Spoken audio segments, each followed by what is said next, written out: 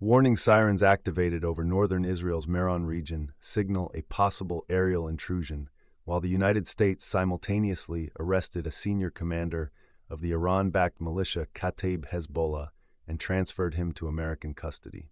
According to the Israel Defense Force's own initial report, sirens were activated in the Meron area of Upper Galilee due to a suspected hostile aircraft infiltration. The IDF stated details remained under review at the time of publication. Critically, the Lebanese outlet bintjbeilnews independently corroborated the alert, reporting the same warning sirens in the same area simultaneously. That cross-source confirmation reduces the likelihood of a false alarm.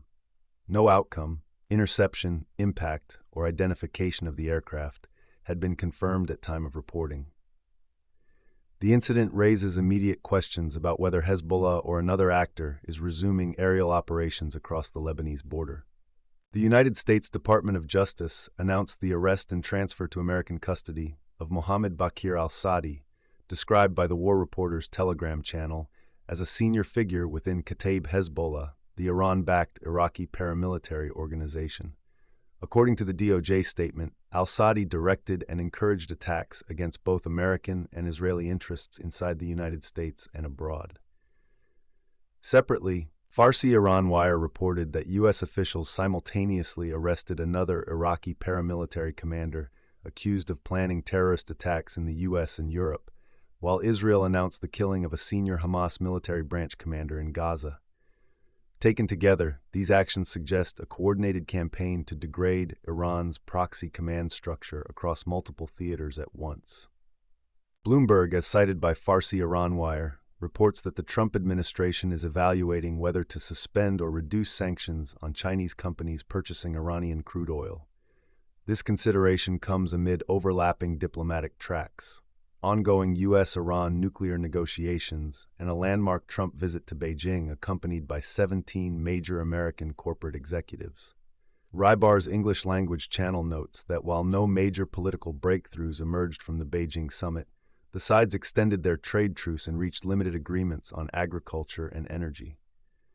The only concrete economic outcome cited by Rybar was a Boeing agreement for delivery of aircraft to China. If sanctions relief on Iranian oil buyers is granted, open-source analysts assess it would inject significant hard currency into Tehran's economy and materially undercut the maximum pressure framework currently running parallel to nuclear talks. According to Rybar's English-language Telegram channel, Donald Trump visited China for the first time since 2017, accompanied by 17 heads of major American corporations. The most prominent figures included Elon Musk, whose Tesla is seeking approval for its full self-driving software in the Chinese market, and Jensen Huang of NVIDIA, whose company has suffered multi-billion-dollar losses due to semiconductor export restrictions. Rybar describes Treasury Secretary Scott Bessent as the economic architect of the negotiations. The channel assesses that while the summit produced no major political breakthrough, both sides agreed to extend the existing trade truce. The summit's strategic significance lies in what it signals: a potential recalibration of U.S.-China technology and export control relations. India's Cabinet Committee on Security approved the Super Sukhoi modernization program within the current financial year, according to the Intel 24/7 Telegram channel. The program covers 84 Su-30 MKI combat aircraft, upgrading them to what the source describes as 4.5+ generation standards. Upgrades include new radars, advanced avionics, electronic warfare suites, and cockpit improvements, primarily executed through India's state aerospace agencies HAL and DRDO. This approval comes during a period of elevated regional tensions involving India, Pakistan, and China, and represents a significant step in India's effort to indigenize and modernize its air combat capability without relying solely on new foreign procurement. Africa's Centers for Disease Control and Prevention, Africa CDC, has declared an Ebola outbreak in the Democratic Republic of Congo's eastern Ituri province. According to the Africa Intel Telegram channel, approximately 246 cases and 80 deaths have been reported, centered on the gold mining towns of Mongwalu and Rwampara. Preliminary testing at the Institut National de Recherche Biomédicale in Kinshasa detected the virus in 13 of 20 analyzed samples. Uganda confirmed one imported death, a 59-year-old Congolese man who was admitted to a Kampala hospital and died in intensive care.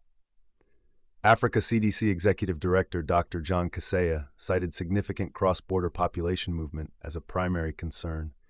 A regional coordination meeting has been convened with DR Congo, Uganda, South Sudan, and international partners. This is DR Congo's 17th Ebola outbreak, the country's deadliest from 2018 to 2020, killed nearly 2,300 people. Ukrainian Health Minister Viktor Lyashko confirmed, according to the Two Majors Telegram channel, that medical workers are being stripped of their protected status and called up for military service at the request of the Ministry of Defense. Multiple military medical specialties are now subject to mobilization, including graduates of civilian universities who previously held deferments. The Two Majors channel frames this as Ukraine reaching deeper into previously protected professional categories. The move signals intensified pressure on frontline medical manpower requirements, but it also carries a domestic risk. Drawing trained civilian healthcare workers into uniform could strain hospital capacity for non-combat populations inside Ukraine. A member of Iran's Parliamentary Energy Commission stated, as reported by Farsi Iran Wire, that Iran is facing a daily gasoline production consumption shortfall of approximately 20 million liters. The official described current economic conditions for wage earners as, quote, difficult and worrying. Iranian labor activist Ali Najadi, speaking after 7 weeks of a sugar refinery strike, similarly described conditions as severe and alarming, per Farsi Iran Wire. These domestic economic indicators, a structural fuel deficit, sustained labor unrest, and a deteriorating standard of living, collectively paint a picture of compounding internal pressure driven by sanctions and economic mismanagement. Separately, Farsi Iran Wire also reported that Iranian Crown Prince Reza Pahlavi has formally requested advisory opinions from a Transitional Justice Drafting Committee on Post-Islamic Republic criminal accountability, a signal that Iran's opposition is moving from protest rhetoric toward institutional planning. Strategic assessment. First, the economic picture. The potential Trump administration decision to ease sanctions on Chinese buyers of Iranian crude, reported by Bloomberg and cited by Farsi Iran Wire, is the most consequential economic variable in today's digest. If implemented, it would channel hard currency into Iran's economy at precisely the moment Tehran is reporting a 20 million-liter daily fuel deficit and sustained labor unrest. Simultaneously, the Beijing summit's extension of the U.S.-China trade truce and Boeing aircraft agreements signal incremental economic stabilization between the world's two largest economies, with NVIDIA's semiconductor restrictions remaining a key unresolved flashpoint. On political stability, Iran's regime faces a convergence of internal and external pressure. Domestically, Farsi Iran Wire's reporting on fuel shortages, labor strikes, and worsening worker conditions indicates mounting social strain that historically tests regime resilience. Externally, the U.S. arrest of Kataib Hezbollah commander al-Saadi and the Israeli killing of a senior Hamas military figure represent direct strikes on the command layer of Iran's regional proxy network. Crown Prince Reza Pahlavi's formal engagement of a Transitional Justice Committee, while currently symbolic, reflects a maturing opposition organizational posture that Western governments will monitor.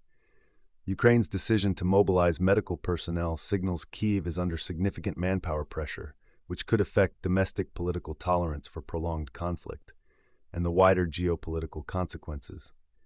The simultaneous U.S. and Israeli targeting of senior figures within Iran's so-called axis of resistance, across Iraq, Gaza, and potentially Lebanon, suggests a coordinated, multi-theater pressure campaign. The Meron aerial incident, though unresolved, indicates that Lebanon's fragile ceasefire remains susceptible to testing. Open-source analysts should watch whether Kataib Hezbollah or Iran-aligned actors respond to al-Saadi's arrest with retaliatory strikes on U.S. assets in Iraq or the region within the next 7 to 14 days. On the China-Iran axis, any formal sanctions waiver for Chinese oil buyers would represent a significant geopolitical concession by Washington, one that could complicate both nuclear negotiations and Gulf partner confidence in U.S. commitment to maximum pressure. The Ebola cross-border spread to Uganda, warrants close monitoring as a potential humanitarian escalation factor in an already unstable Great Lakes region. From the Meron skies to the halls of Beijing, today's developments underscore that the Iran file is simultaneously a military, economic, and diplomatic contest playing out across multiple theaters at once. If you want this level of open-source analysis delivered regularly, consider subscribing so you never miss a brief. This brief is based on publicly available open-source information and is for educational and analytical purposes only.